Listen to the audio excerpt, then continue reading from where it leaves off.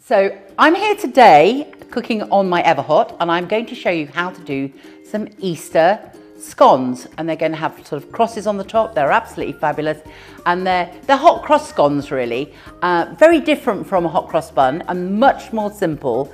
And I'm going to show you how to make the best of the recipe using this lovely 120i in mushroom. It's one of the most popular colours actually we do at Everhot, and I'm going to really enjoy doing this recipe.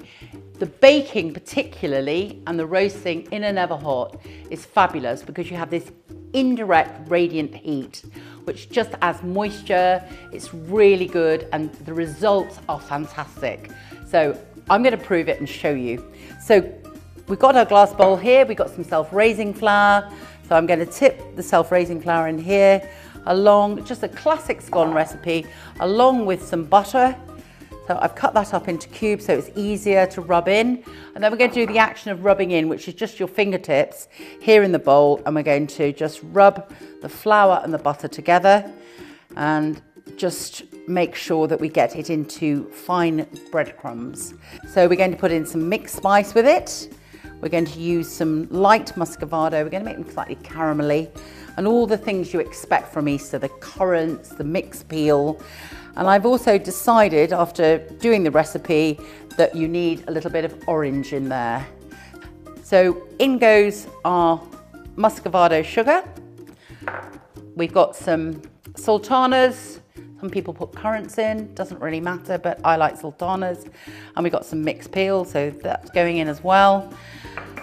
And we've got a teaspoon, about a teaspoon, but you can put as much or as little in of mixed spice. I quite like mine spicy, so we're going to put a good teaspoon in, a good heaped teaspoon. Actually, I might just put a little tiny bit more in, but it really is what you want. And we've got the recipe for you as well, so it's all written out ready for you to try. So much, as I said, so much quicker than hot cross buns and a little bit different. Lovely for afternoon tea, but also, if you don't eat all of them, which I doubt you won't do, you can actually split them, cut them in half and toast them on the top of your Everhot for breakfast and have them with butter and marmalade. They're completely delicious. So let's just get rid of the excess flour, and I'm just going to grate some orange in there. I like the idea of a little bit of zest of orange because it just adds a little bit of sharpness as well. And then we've got an egg. We've got one egg here, and I've got the buttermilk. So I'm going to mix the egg and the buttermilk together. Just lightly whisk the egg, and here's the buttermilk. Buttermilk helps the rise. It's the acid in the buttermilk that does. So it's about 3 to 4 tablespoonfuls. We're going to mix up this. Just add it slowly. The buttermilk's quite thick, but it does give a really nice flavour, and as I say, it helps with the rise of the scone. Now we're going to roll it or pat it out to about 2.5 centimetres. I don't want my scones too thin either. So I think that is about right actually. And because it's such a nice dough, I don't think I really need to roll it out. I might just give it a quick one to smooth the top out, and that is it. Okay, so we've got one of these lovely trays here, which we sell at Everhot, and they are really, really good. And let's just cut those out. Now I'm using about a 5 centimetre scone ring. Now, if it is a little tiny bit sticky, you can actually just dip your cutter in the flour. Now, what you need to do with this is you need to just actually go down and not really twist it too much, because if you do, that is when they actually rise and they're crooked.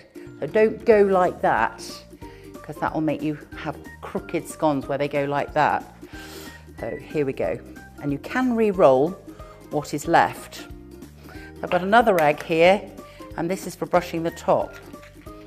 Now, you could use a little tiny bit of milk in there as well, which I'm going to, or it could just be milk. You don't have to worry. I always say that a recipe is just a guideline. So you can brush them with milk or you can brush them with egg. I like a little tiny bit of egg and a little bit of milk together. There we go. We're going to make like a small dough out of flour and water, just like you would if you were making a hot cross bun.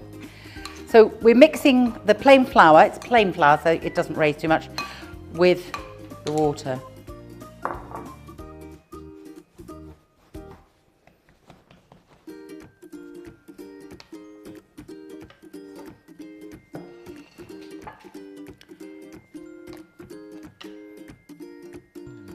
There we go. And then I'm going to quickly I'm going to actually brush the top again with the egg. And then when they come out of the oven, we're going to actually put a sugar glaze on them. There we go. These are going to be the star of your Easter table. I actually think afternoon tea is really a lovely thing to have at Easter. There we go. Okay. Right. Now we're going to pop these into the Everhot. So they're going on the middle shelf, which is here, and we're going to put them straight in like that. And they're going to be in there for about, I think it's about 12 to 15 minutes. We'll just keep an eye.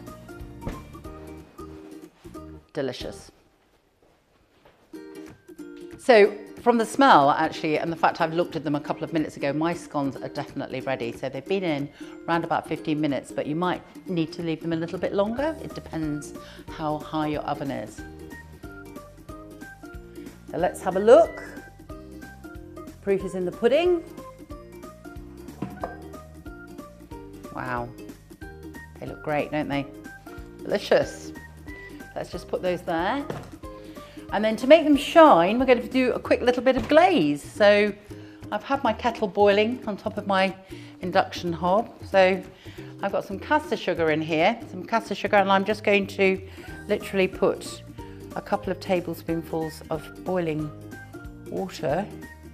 Just check that that's enough. Don't want to put too much in because it wants to be nice and sugary. I'm just going to put our scones on our baking sheet.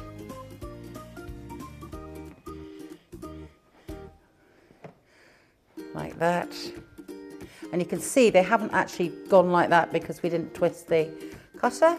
And then I'm going to just douse them in the glaze while they're hot so they shine, just like a hot cross bun.